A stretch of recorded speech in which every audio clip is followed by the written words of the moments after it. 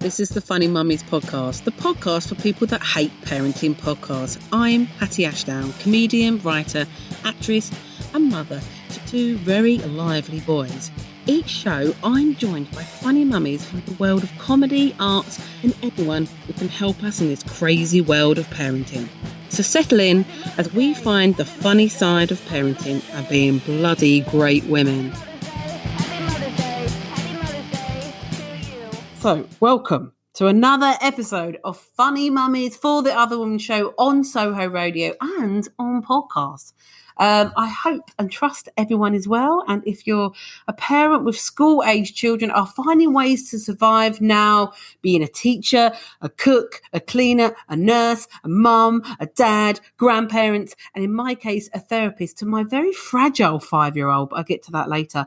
I, for one, have been applying. I have actually been applying or looking into online for jobs at Morrison's. It's good pay. It's local so that my kid can go to school, but it's all full of mums applying. So there's no space at the inn. However, maybe you're having the time of your life and if you found a new bond with your child. So today we discuss, yes, you've guessed it, the long-awaited topic of homeschooling. And so to help me back to our original panel format, it's the Fitbit loving, must get my steps in. Have you done your steps today? She's back from under the pile of last minute accounts. Comedian and regular fave, Gemma Beagly. Hello. Gemma's back. Hello, adults. Hello, adults. We've got another adult, and this is now her third time. So I think it's your third time back. So you're officially a regular. You would have seen her a lot on your telly screens, on all the panel shows, probably recorded before all this COVID, including Live at the Apollo. She was an Edinburgh Newcomer Award nominee. Remember those days? A complete powerhouse of stand-up. It's mum of one, all the way from America to East London. It's my 2-for-1 cocktail pal, Sara Barron. Hey. Oh my God, that made me feel so powerful, that intro. That was amazing. Oh, you're welcome. We're all powerful women, aren't we? Yes. We're doing everything, Sarah. We are Everything. doing... Well, are you doing, first of all, okay, so your setup, tell us your setup. So who are you at home with? Who are you in lockdown with? I'm in lockdown with my husband and my son who turns 5 in 2 months. And it's the three of us. In 2 months. So when I say doing everything, do you feel the load is balanced between you and your husband? Yes, it is. I think there were a few weeks there where he sort of had more on.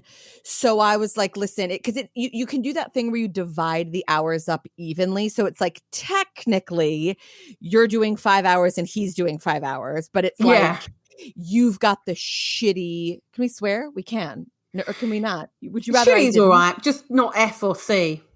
No problem. I'm not going to do it anymore because it's a project that I'm working on generally. So it would be like I would do from 10 till 4, right? And then he would have to do from 4 till 7:30. So it was equitable, but I had the crappy get through the middle of the day. Yeah, the time slot. So I've done the bad time slot, I would say about 65% of the time. And I feel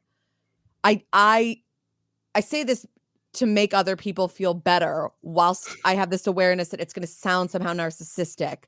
I can't imagine anyone's hating it more than I am. Well, Gemma might beat you on that, but okay. So he's in reception. He's in reception, however, and I mean to keep this sort of light and fun and whatever, and it's fine.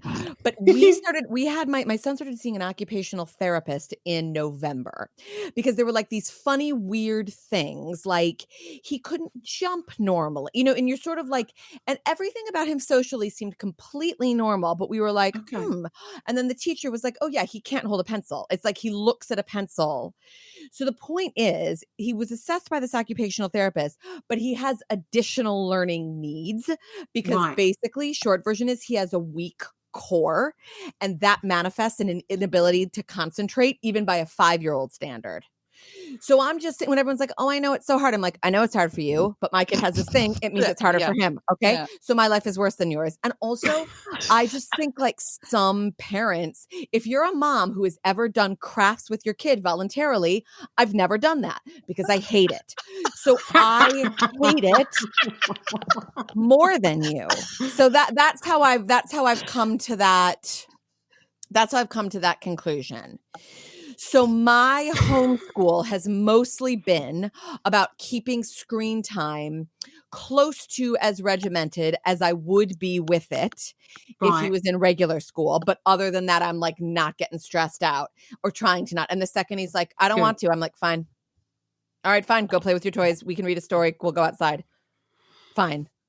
What about you ladies? So what rule? Well, I'm first of all, this is not funny, but it's a little bit of advice because I think our boys might be similar, but my boy's older than you. And he's had the whole thing of like school saying, yeah, we've got to put him in this special session once a week where, because he can't jump. So I was like, okay, so he's doing a jumping class.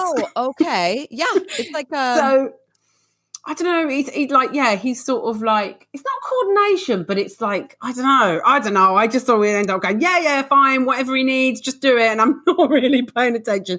And so, but but you know, the gripping the pencil thing is quite common for most boys. They actually, it's a thing, isn't it? They develop it later than girls. This is why you see girls like writing away with their pencil, colouring in. Hey, Mummy, look, here's my cursive writing, and here's a whole letter about how much I love you or hate you or whatever. And then mine, I'm just like, I can't send this to the school. Like you have 2 boys. So Al is 6. Right. I've got 1, yeah. And Huxley's 5. So we've got all the different ages. And I think we can all say basically they all hate handwriting, but it is a thing with boys. So don't worry too much there. You're in good company. I think we were told to do all these sort of like get these stressful things and do a lot of Play-Doh because it's good for. Yeah. You have all that? Do the strengthening. But so where does the school send you work, Sarah? Or so it started off with. There was like a 9:15 to 9:30 session, and then you get these homework assignments, and then all these parents were complaining. I mean, I think in terms of the whole school, all these parents were complaining that they weren't doing enough.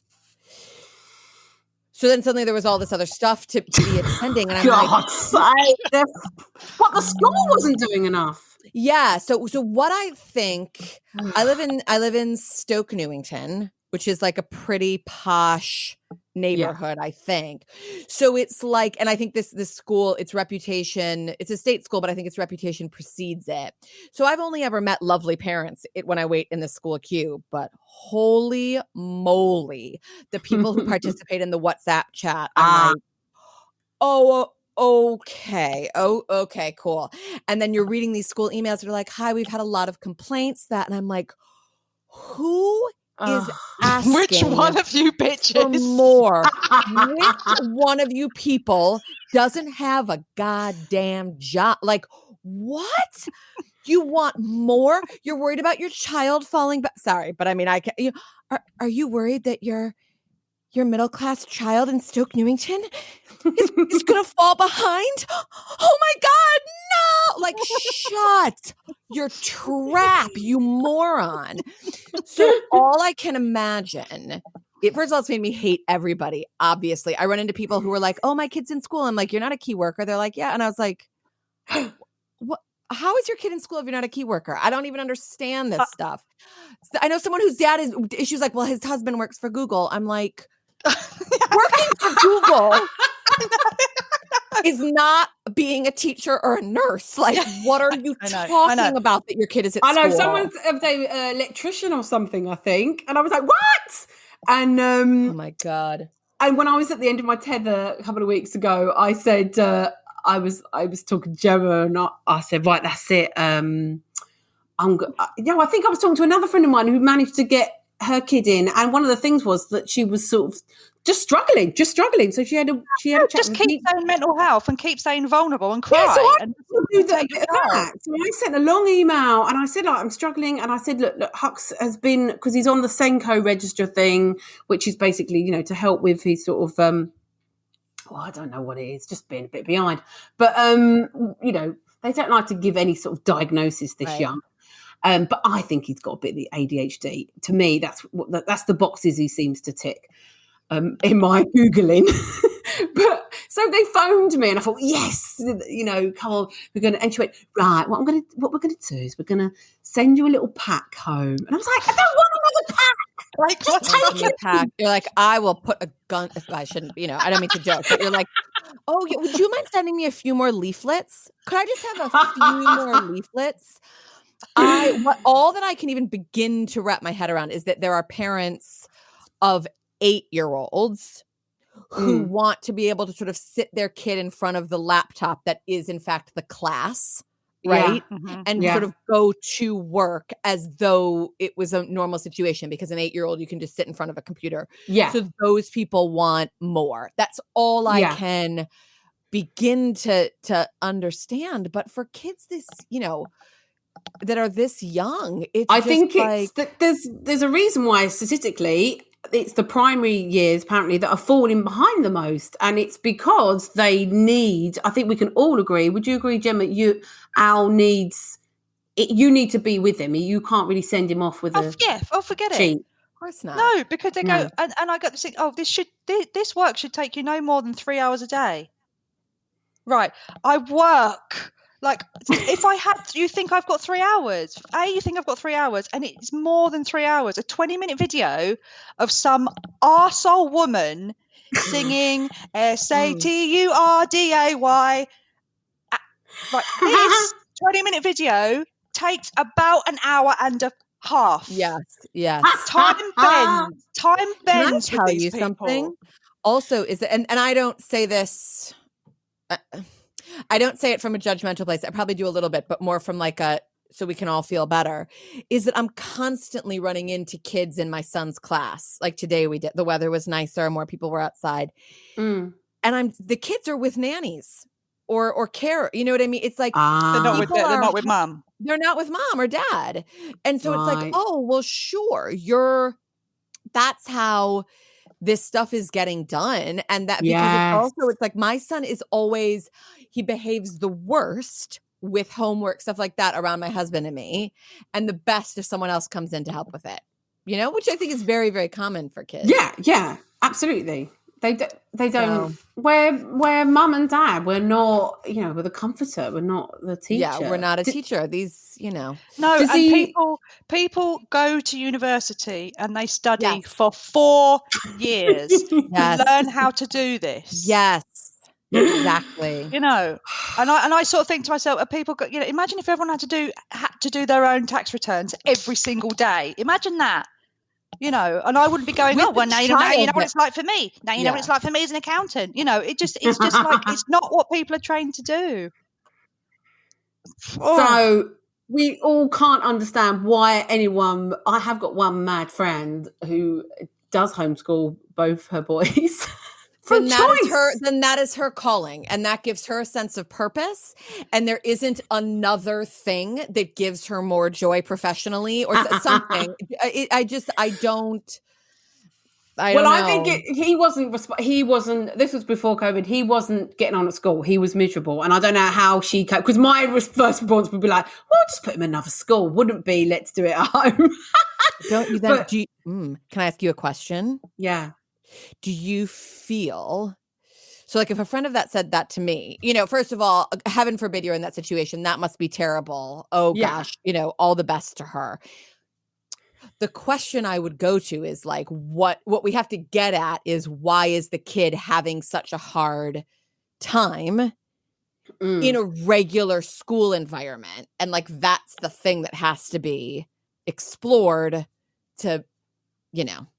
to make any real True, but people that are really into all that, they just believe it's a school situation is not for everyone, don't they? And it's but it's a whole different setup. I mean, they have homeschooling clubs so that they do socialize with children, and it's all about going with them. And but the difference is that he does learn really well at home, and that's the difference. I think we could all say our kids are not listening. No. My child turns into an octopus. Oh, Can I tell you about some young adults who I met who are homeschooled? Oh no, here we go. So, no names mentioned, obviously, and I doubt they're listening because I doubt that they're allowed to use the internet, so they will never hear this. So you're so cruel. So I was having a cup of tea in Edinburgh at the Edinburgh Festival with a lady and her 2 homeschooled young adult children.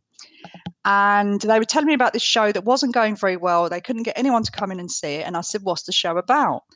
So Mum says, well, I play the piano. She's a classically trained Oxford graduate pianist. I play the piano while Lily, Lily bakes muffins. She bakes muffins on the stage, and the son, Robert, tells amusing anecdotes about a modern take on mobile phones. There you go. There you go. And I don't know why no one's coming in. And the flyer, she handed me a flyer in case I wanted to come and see it. Had a picture of a mobile phone on it, a picture of a muffin, and a picture of a piano. Now that is what homeschooling does. That's what it does. Oh my God, this is what if this keeps going, this is what's going to happen to our children.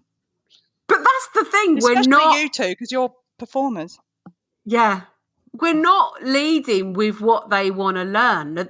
The thing is, after that conversation with the Senko teacher, she did say, look, do what you can, but if he wants to go somewhere else, then we would. But we haven't got the time, not being selfish, but we're trying to work as well. We haven't got the time to if he suddenly starts he's been asking about, I don't know, what animals eat a lot recently. We haven't got the time to sort of plan out a whole lesson plan and plan it out for his needs as well, because he hates writing. So we have to try and do all this stuff where it's writing in shaving foam and all this sort of stuff with his finger. Have you had all that, Sarah? Because I don't want to use a pencil, so you do get the shaving. I went to Poundland and I bought loads of shaving foam because my husband doesn't actually use shaving foam, so spraying all that on a tray. And it's not being horrible. I can do maybe that one day a week, be that parent. But I haven't got time to plan all that out, and that's the difference. I've got a question for you both. Yeah. What is it about this expression that lights a fire underneath me? Okay. Just do what you can. Just do what you can. And that makes you feel insane. Right. Is that, what is so wrong with that? Why does that that's just so interesting? It's meant to comfort you. They're obviously saying... Does it make you feel patronized too? Maybe, or it's just too open-ended. Poor Gemma, you just do what you. Are you a lady who likes some very fixed regulations? Is it knocking up against that? Maybe I need a list to tick or something. I don't know. There's just something about that. Just do what you can. Okay, what if I can't do a thing? What about that? Right. Is that okay? Right. Is that something? Right. I do agree with you. It annoys me, and I don't know why. This is fascinating because I'm an easily annoyed person. I think of myself that way. And that actually doesn't do, whenever that's been said to me, I have felt relief. So I'm so interested. Right. I go, okay, great. Thank you. Then I can F off about whatever. I'm not going to, I'll really take that at face value and go, great, we did what we could and it was this. And then we stopped. Have you had any sort of conversations with the teachers then, Sarah? Have you had any actual telephone conversations or something? I don't know if they've been yes. So basically I've said, because you get worried, don't you? There was a, you don't want to, you feel like you're breaking them. Sorry, the lighting and the angle of where I'm set is so excruciating that my self-esteem is plummeting even lower than it already was as I look at myself on camera. This is why I wear makeup every day and like my effing acne. But anyway, so we asked a couple questions and they were like this, because what you're trying to do is part of doing stuff you don't like is part of life. Your kid, like, I know you don't want to do that. Part of your life is doing stuff you find unpleasant. That's an important lesson. But when are they supposed to learn that? You know, all this stuff. So I wanted to be pushing him in the right way whilst understanding that, like, this is harder for him than another kid who can jump or whatever. Right. So the teachers we spoke to at one point, she was like, the second he gives pushback, stop. That's what she said. She's like, if he just goes, I don't want to, go, all right, we can go do another thing. And so I've really, really stuck to that. And I would say that we're doing probably about half or slightly more than half of what's assigned to us. That's great. And I'm going to probably annoy Gemma because I'm going to say some of the classics of like, Gemma gets annoyed at everything. Just like, I love it. They wouldn't finish, if they were at school, they wouldn't finish everything, would they? That's another thing to tell yourself. Yeah, I don't know. Well, I don't know. Do they? I don't know because I am not in school being a teacher. Exactly. That's his business. What he's doing at school is his business and his space. Exactly. I don't talk to him about work. I don't say, oh, guess what Rob said in the office today. It's my business. And can I tell you also, Gemma, like this thing that, so before the pandemic, you know, a year and change ago, there was a woman, professionally high achieving, brilliant. I liked her so very much, older than I am by like a decade. And I was trying to schedule something in with her. And she went, ooh, that day is going to be hard for me because I'm still learning the education system here, but it was either GCSEs or A levels or some major thing that teenagers study for. And she went, oh, my daughter has her GCSEs that week or something like that. And I was like, your daughter has her GCSEs? So you can't do a meeting at noon? Oh. And it was like, when I don't know how old you are when you take either of those tests, but you're well into your teen years, right? It's like, oh yeah. Yeah. The idea that like my mom would have been at home 25 years ago, like, because I was studying for something, was so over my head. Yeah. And I just went, this is insane to me. Like his life, his school is not my job.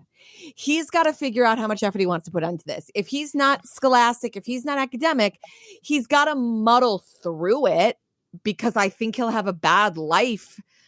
You know, maybe it'll be bad if he doesn't have a certain level of skill, but it's not my job that he excel in school. Not because I don't want that responsibility. I don't want his education to be that kind of project for me. And that was what I thought before this pandemic hit. You know what I mean? And so I'm just like, this isn't, you go figure out who you are. You go figure out what your skills are. And this is a very bad headspace for someone who then has to homeschool their own child. That's so interesting. So did your mum kind of, you know, because I've heard mums say that all the time, that, you know, even just like not being able to come out for it. We can't come out. We've got GCSEs going on at the moment. You know, like it is their world. It is their whole world. The whole house is living that world. And I've just gone, oh, okay. But I don't know this because my mum completely left me to it. And until now, you just saying it, I was thinking, oh, I wish my mum had pushed me more because maybe I'd have done better. But actually, it was a good life lesson because later on I had to pick my shit up because I hadn't worked hard at my GCSEs. I had to pick it up later and it was a life lesson. So, yeah. So did your mum, Sarah, did she just leave you to it? I was a real self-start. You know what I mean? I was that kid, like, I wanted to get the most points for having read the most. And I wanted, you know, but before, when there's a point, isn't there, when school starts becoming about properly being smart and not just a hard worker. And that's when I started to fail. But when I was not literally fail, but instead of being like an A+ student because I did all my homework first, you know, and it was just a memorization game, when it was about like, do you really understand chemistry? oh no, I don't. And then my grades started to fall a little bit, but I was a really regimented student, and that was just part of my vibe. And my brother wasn't. And he was like, I was an A minus and he was a B minus. B. That's still and good. It had no bearing on ourselves as adults. Outcomes. And my parents were like super present. It just wasn't their job. That's so but interesting. They say this thing like parenting, like a parent is a noun, but parenting as a verb like came about in the 90s. It wasn't a thing. And I think like another thing I used to always hear people say before I got pregnant, and I would like, oh, that makes sense. Is I'd hear people say like, you have to let your kid be bored. Like it's a good, healthy thing to be bored. And I would think, oh yeah, that sounds really right to me. And I would talk to people about it. People go, yeah. Oh, totally. Of course. It's so important.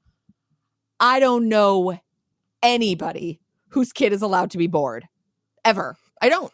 Every friend I have, it's like, oh, well, they do this class on Thursdays and this after school thing on a Wednesday. Right. And then I think we're going to start doing this class on Saturday. And I'm like, it's 1:00 and we're just starting to pull it together. And I think, I don't know. I like us to have like a coming together. And then even as a 4.5-year-old, I like my son to be like, all right, daddy's upstairs if there's an emergency. You're sitting here with your toys. I'm going across the road for 5 minutes, just like that they can sit on their own. By the way, he's also like so terrible at games. He can't play in groups that well, he's got all this awful stuff because probably I'm a terrible mother, but I believe in the importance of boredom. Because I have the same thing. I'm like, oh God, is it me? He's not missing. I said to Hux the other day, I said, who are you missing from school? Because everyone keeps saying to me, oh, when I see other mothers, oh, isn't it sad? Oh, they're so missing their little friends and all this. And I go, shut up. Yeah. And then Hux just doesn't talk about the friends at all. And I said to him, who do you miss from school? And he went, Miss Harvey. And this is his dinner lady. Oh. He loves adults. He's just, I think because of, whatever he's got going on, he finds it hard to connect with other kids. And so adults get, obviously they connect. So, yeah. And he just, but I was a bit like that. I sort of liked adults for a while. It took me a while. And now I hate adults. No. True. So who does, Sarah, for you, who does well, for both of you really, who does the majority of, who's better at the homeschooling? Out of you and it's good. I think it really. This is such a boring answer, but I think it's very much the same. It's like that's good. We both have days where we bring the right energy to it, and fine, and then days where it feels like it's going to break us. A thing my husband does that makes me very embarrassed is like once in a while he'll just be feeling the vibe. He'll just be like, he's bringing the energy to homeschool and he'll wind up turning, like, it'll be like, oh, and when you're done, something about a planet. Okay. When you're done, make a video of yourself showing. And my husband will wind up spending an hour just editing video footage. Don't you dare. Because what that bullshit is like, daddy did your homework. Like, I remember being a kid and there'd be those kids who would turn stuff in and you'd be like, you're 7, you didn't do that. Your mom or dad did, and they need to get a life. Okay. And let the 7-year-old do the homework. And when my husband does it, I'm like, you're humiliating the family.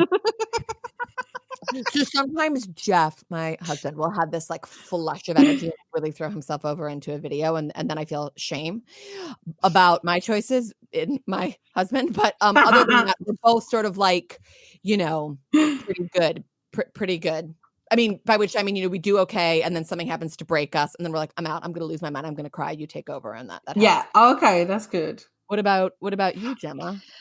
Yeah, well, I'm not completely alone, but I'm separated from my son's dad, and he is not very he's not very good with technology. He's not academic in any way. He struggled at school, so he's not he's a warm body. I suppose that's what he is, really. Sorry, but I Sorry. the videos thing actually, because I've been doing that. Where it's just like, do you know what? I'm going to take a video of you explaining what's just happened, because actually I can't bear sitting there for 25 minutes while you write 2 sentences. I don't have the patience for it. But there was, I turned into like some kind of raging director, where it's just like, okay, so explain the partitioning method. And it's just like, well, the partitioning method is maybe how we fucking got her in the first place. But whatever it is, this method to add numbers out. And he got it wrong. And I was just like, no, you did it right last time. 20 takes of this one video. Oh, no. And then I had to, and I'm just, what am I doing? Yeah. But wait, Gemma, I know this is the worst, but that is the stuff. Hopefully we're back on the 8th of March and this is all over. Yeah. Now, when that happens, I'll give that video one go. And the second I'm like, no, we're cracking under the pressure, I do like a mark as done thing on Google Classroom. And then I just wrote, hey, swear to God, we kind of, we did about 3/4 of this, but the video was going to break us. But I think Eugene understands that 2 + 1 = 3 or whatever. And the thing is, it's me. It's because the reason I don't want to send the video is because I'm sound like a maniac. No, you did it wrong. Or it's not because he's doing it wrong. It's because I've turned into this maniac. This is what happens. I think that I also, like, I did, again, at a small age, I did really well in school, less so when I was a teenager. And my husband did as well. And a lot of this is forced us to, all my thing is like, well, honey, you're going to be you. And we are going to just support you, be you. And, guys, you got to really understand when you're a parent that they're not you. And it's like all that bullshit. And watching my son be like, oh, like all this stuff that he sees an occupational therapist for, and hopefully it all gets worked out and he can excel and whatever. Great. But maybe it will always underpin something in a way that means he struggles a little bit and never really loves it. And it isn't particularly academic. And I'm like, just sort of this early on being like, okay, we mostly do well in school in this family, but okay, and it's been like such it makes you hate yourself. Oh yeah, so much for being so effing predictable, with that baggage that you bring. Well, I think this is I've got annoyed with some of the mums in my class. I mean, they've not said, but I can tell from how they're speaking that they are making sure, even if the children are crying, I think, that they finish every single sheet and everything. And I'm like, what is the point in that? Because all they're doing is they're not enjoying. There's no way the child is learning anything. They're not learning anything because they're not enjoying that. And also, we need to be realistic. Oh. Yeah, I know you saw an arm of a husband. Got to see your husband. That was so fun. So you guys, it's another person. It's another person. It's not in my house. That's so exciting. It's come and wave in a minute. Woohoo! I forgot what I was saying now.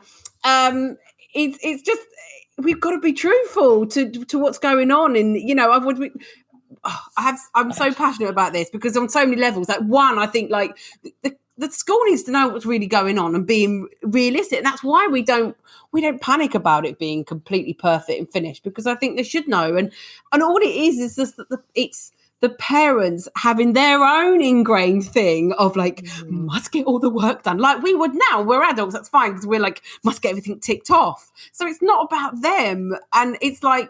We know from, like Alex pointed out, from his like progress book thing that we got, and we were like, he said, remember in that progress book, which it showed all that, this is when they were at school, that there was loads of sheets that weren't finished. So he's clearly not finishing all the stuff. So that's real, that's real life. So not. Do you think that the school cares? Well, I was going to come on to teachers next, and how you feel about teachers. Now, I know from a friend who's she used to be a stand-up and now she's a teacher, and I'll be honest, actually another friend who's a teacher, they don't care. Well, they care, but they're also like humans and they've just got to do their job and they're clocking in, clocking out. So I always think that when I'm writing my message to Mr. Johnson, and I'm going, right, so just to let you know, he didn't do any writing today, but we talked a lot about animals. Oh, that's what I do, because I'm like, I want him to know that we're doing the work, and it makes me feel better. But then does he really care?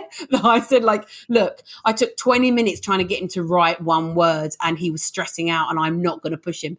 And we had a nice conversation about it. And, and sometimes I'll video the conversation and send him that. I think, sod it, just to but again, it's just showing we're doing something.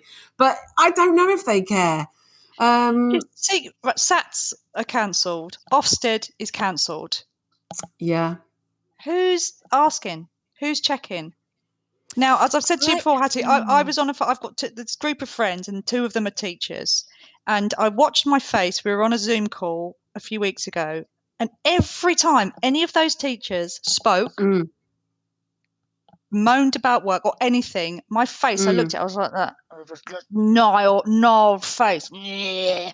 Because just this projection of it's your fault, you bloody teachers. Why are you hating the teachers so much, Gemma? No, this was a few weeks ago. Every week I'm projecting on somebody different. That week it just happened to be teachers. And was it from a place of get back in the classroom? You're making too big this union to be, but because I don't at the moment, but I had felt that previously. Was it these unions care more about, like, if you get COVID, you'll survive, but children in poverty are dying. Whatever. Where does it come from? Like an individual thing of just like, I'm trying to work, and also do the job of the teacher on my child, and you're a teacher and you're talking about how difficult it is for you right now, but you're not teaching your own kids. You just got a job to do. I've got a teaching job and my own job to do, and it's just envy. Do you know what I mean? It was just envy. That's all it was. And I go through stages of just being like, oh, hey, look, that they've got a tough job to do as well. But they're just following orders, aren't they? At the end of the day, it seems to me like such a mix. Like my best friend in the States is a teacher. My best friend here is a teacher. And another friend of mine is also a teacher. All three of those women would give a hand to be back in the classroom. Yeah. Oh, yeah. So that's not how everybody is. But my son has two teachers in his reception class, and it's I could be wrong. My impression is that one of them, she is younger, and I think both of them are excellent teachers. She is younger. She's got two small kids herself. And I just, I feel she's another one of these people who would give a hand to be back in the classroom. And then the other one, wonderful at what she does. I feel like if left to her own devices, she wouldn't mind. She'd be real happy to wait to be back in the classroom until like next September when everyone is vaccinated and all, and all this sort of stuff. I think that, but my resentment was more towards you. Like, I would listen to US podcasts about like US news and stuff like that. And when I would listen to why US schools weren't in session, I'd become livid, because some of the expectations of what some of the teachers' unions were asking for sounded. I mean, I'm talking so out of turn, I should probably just step away from this. I don't know what I'm talking about. All I'll say is, over here, I had all this anger at teachers. Now that I've watched people struggle through and be like, oh, you just want to be back and you can't be, I have much more sympathy. Yeah, right. and also my a relative took up a job as a teaching assistant, like since the start of the pandemic, to earn some money. She had to go and get a job, and by the sounds of it, the teaching assistants are doing a lot. These guys are on minimum wage, and they are doing what we're doing as parents, but with maybe 15 kids. And it doesn't sound like a nice environment. But and I also do believe that they just want to get back and do the job the way that they were trained to do it. Yeah, I also think though that whoever is doing the PR for the teachers' unions, they need to fire them and get new people, because I don't think the way that we've all come out for the NHS and yay DPD drivers, right? We're all, but for some reason the teachers are just not. They're not doing their union PR people are not doing a great job. A thing that has gotten my back up at every turn is that if I ever listen in on like a show, a podcast, something, right? And they always try and get in like opposing viewpoints. So we hear either sides of the argument. And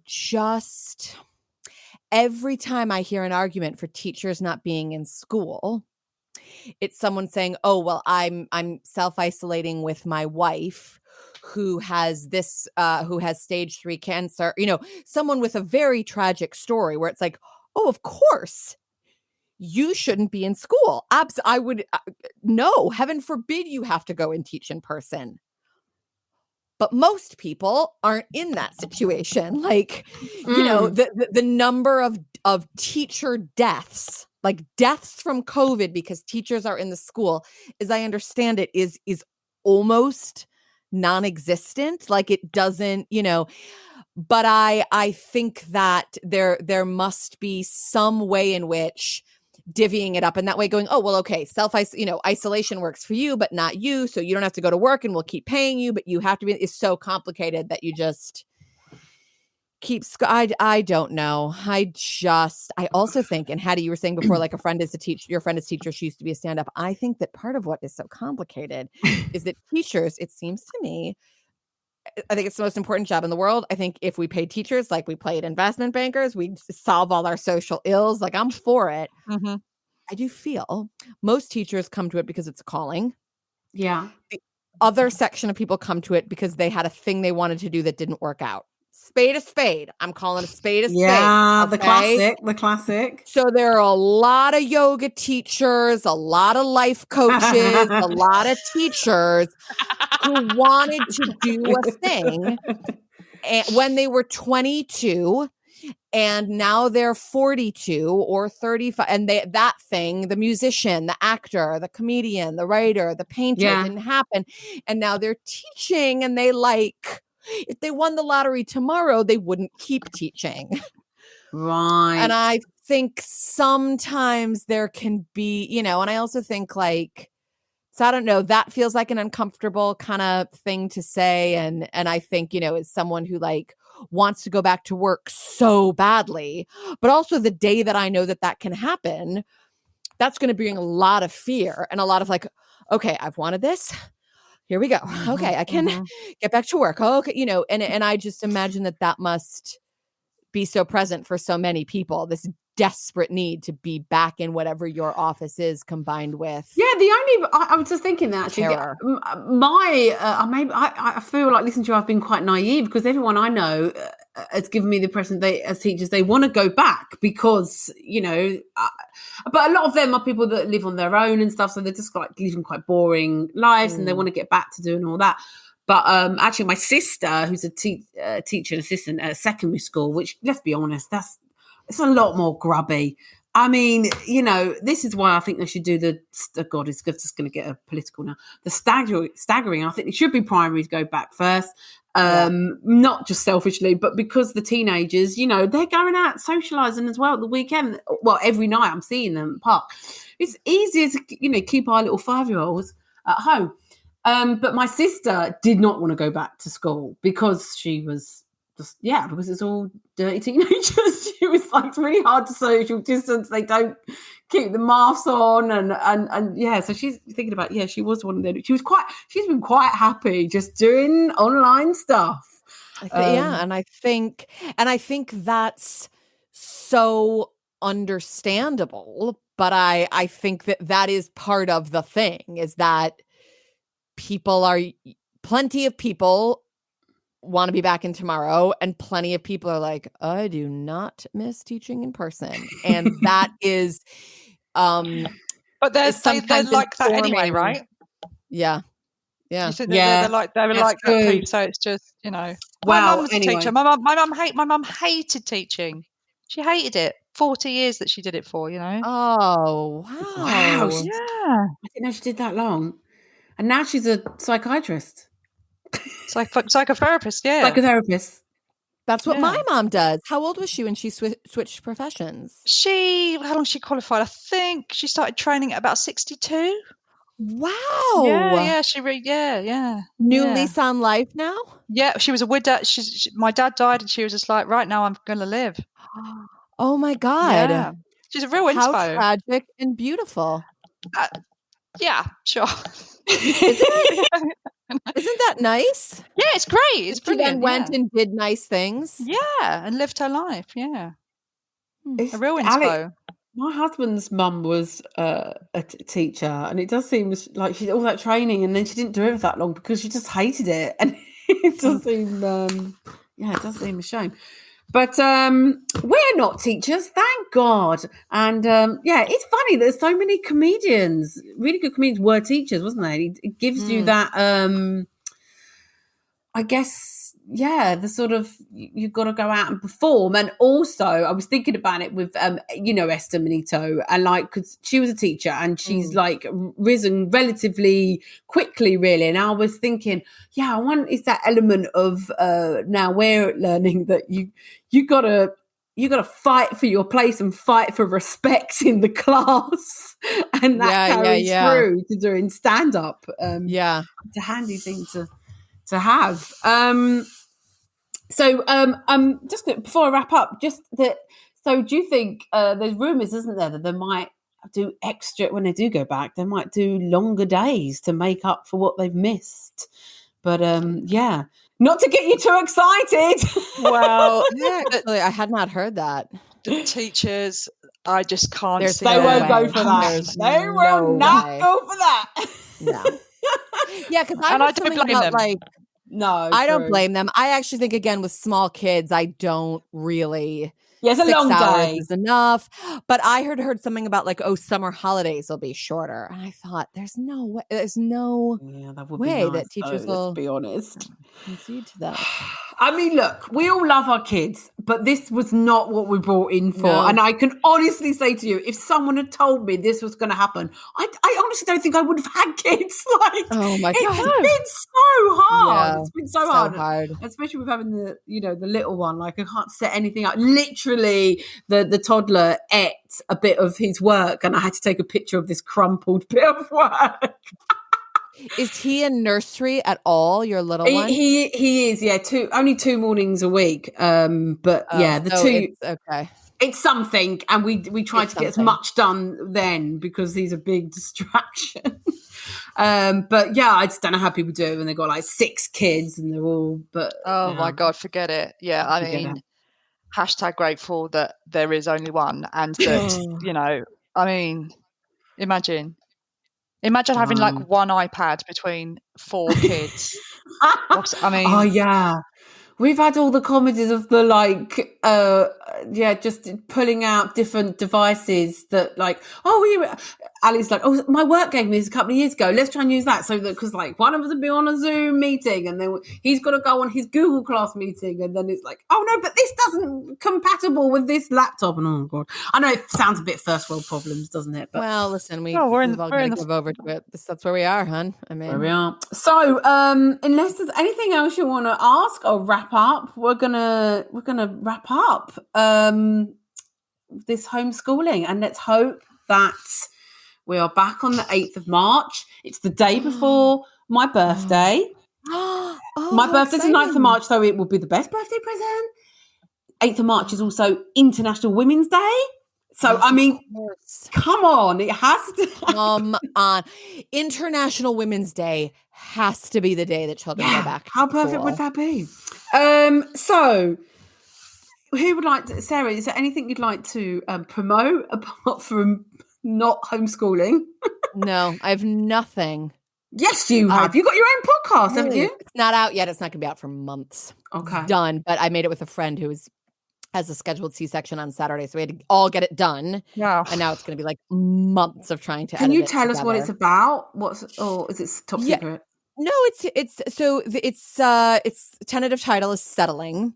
So what we do is we interview experts about famous couples throughout history. So it could be the Obamas, John and Yoko, Frida Kahlo and Diego Rivera. We speak to an expert on that couple, and we learn about the couple, then use it as a springboard to essentially complain about our spouses. To moan about your spouses. Brilliant. For our own relationships. Tight, 30 minutes, in and out. Boom. Love Filthy. But you learn something. That's the sell. If I had to guess, I'd say it'll be out in June. I think Love it'll be June. In time for when we're all out listening. And don't need a podcast anymore, really. But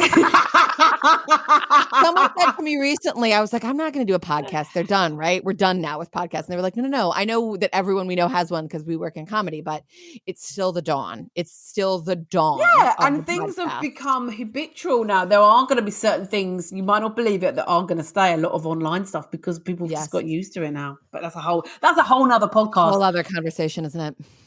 Gemma, what would you like to big up?